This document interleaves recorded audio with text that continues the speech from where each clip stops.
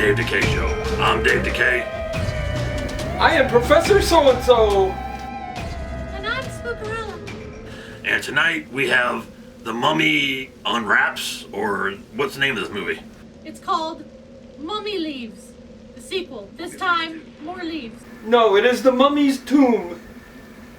And it was, well, unfortunate. Mummy leaves and then comes back. So this movie is a direct sequel to The Mummy's Hand. So let me stop you right there, Professor.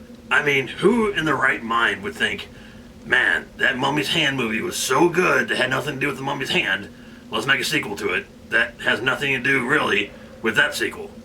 I don't know why such things exist.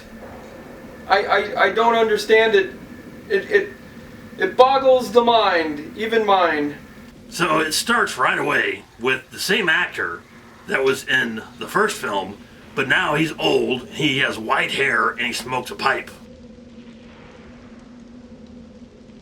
And he goes and he tells the story, the amazing plot that was in the movie before this. So not only do we get to hear the amazing plot that was in the film before this, and we get to see it, so we get a good 15-minute flashback of everything that happened in the last film. You get to hear all about the leaves and how many of them, and watch the whole end, and watch the mummy get burned up. It's great. Why, yes, the first half of this movie is the last film. Yeah, and then basically this new dude, he gets the necklace from the old dude, and now the new dude replaces the old dude, which was the same plot, basically, from the last one.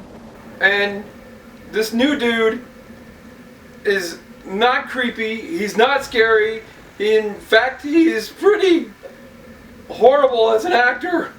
Let's discuss these leaves again. So, if you haven't watched the last review, I'm going to keep you up to date here. 3 leaves. You should probably have a graphic on screen during this. A chart. 3 leaves keeps the mummy alive. It keeps him breathing. It starts him up. Yeah, it starts his engine a little bit. He's kind of like, he's sort of just like sitting there at the red light. He's waiting to go. So then you introduce 9 leaves, and that brings him to full power. And then, what they didn't really mention in the film, which I actually know myself, because I know a couple mummies because they come in here once in a while. If you give them more than 9 leaves, you know what happens? They go buck wild. They start to dance. Exactly. Dance party.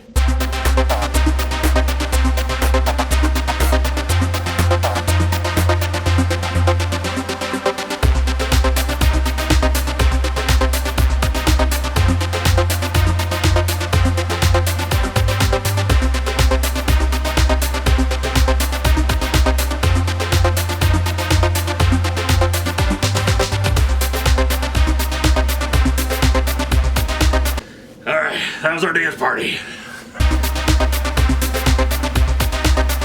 There we go. That's what happens. After 9 leaves, they didn't really introduce that in the film. Hopefully it's the next one. There's a dance party once you hit the 12th leaf. 12 leaves, dance party. I'm starting to suspect that the drinks that Doug keeps handing out could possibly have something to do with such leaves. That's not a bad idea, so-and-so. Isn't that the guy that always sits in my chair? I don't know what you're talking about. Oh. So? So this movie isn't very good at all. No, it's pretty terrible. I mean, even as mummy movies go, at least the last one was semi-entertaining, a little bit anyway. This one is just dull. And I don't know whose idea was to make a sequel to the last movie, and they have the same people, but now they're old, so they're not even funny anymore, even though they weren't that funny in the first one. But still, now they're just dumb. The only good idea they had in this movie was to kill off all the crappy characters from the last movie. But have you noticed that since the Wolfman, that Lon Chaney has been picking up a whole lot of monster roles? Because once again, we have Lon Chaney in this film, and he's playing the Mummy. And again, doing nothing. Yeah, Doing nothing! Yeah, it makes no... Doing nothing but earning a paycheck! Yeah, it makes no sense of why Lon Chaney is in this movie. Because, again, you couldn't even tell Lon Chaney. It was a guy in bandages. It could have been any one of us in this movie. And It doesn't matter who it is. It doesn't matter. Get it? It doesn't matter who it is. What? What? So? Spaguli, what are you talking about? Spaguli! I don't know. I think it was like 12. Spaguli! That's Cricket. That's what the Cricket was telling me. Swingoli. He was talking to me. Wait, so what are you gonna give this horrible, crappy Leaf movie? This is what happens when you allow Doug to sit in my chair. I give this movie 1 leaf.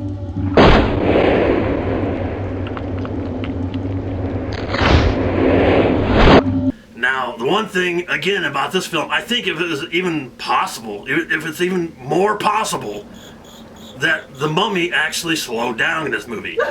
So he's sitting there dragging his one foot and his gimpy arm, and he can't walk. And I'm telling you, if you get killed by this mummy, you deserve to die. You deserve it. They must have been running low on leaves. Yeah, maybe he didn't get the full 9. Real weak tea. The weapons that they use they keep trying to shoot the mummy. And even after the last person tries to shoot the mummy and the mummy doesn't die or fall over or nothing, then another person will walk into the room and shoot the mummy. And they shoot the mummy at point blank range, and nothing happens to the mummy, and nothing happens to the person that's standing behind the mummy. And bullets just don't faze people in this movie. Maybe he thought that guy just had bad bullets. Yeah, that's probably what it was. Bad bullets. But what really cracked me up in this movie was the scene where the one character, I don't even know why he was there, but he fired a rifle at the mummy, and then he just got so scared and he lays down. And he just lays down in front of the mummy, and then as the mummy walked by, he kicked him in the head. Can we talk about the end of this movie, please? Talk about the fact that these townspeople decided that the way to kill the mummy was to burn this guy's house down. They decided, rather than walk up to the mummy and try to set the mummy on fire, let's all throw our torches at this dude's full total house and set his full house on fire. And the mummy didn't get injured at all, and the whole house burned down. Well, if you're going to get rid of a mummy that's inside of a house, I say burn the house down, personally. Once you got mummies, you can't get rid of them. Sometimes you just gotta nuke the whole thing from orbit. This mummy is pretty quick. They had to make sure to burn the whole house down so he didn't take off, like, in a sprint or something, so they could, he would get away. They wanted to make sure the whole place was burnt down so he didn't get away. That's true, and plus the guy did just get promoted and get a new job, so he was going to be leaving anyway, so I guess he didn't need a house! Okay, so far, I've been really impressed by all these films. I've enjoyed everything pretty much up to this point. The Mummy films have been the weakest films, I think, of all the Universal films, and I'm not exactly sure why they keep making them, but they keep making them.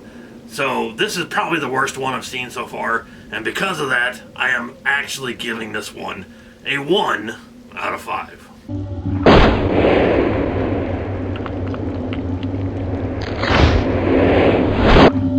I think I've made my feelings pretty clear about this movie so far. So I would also give this movie a 1.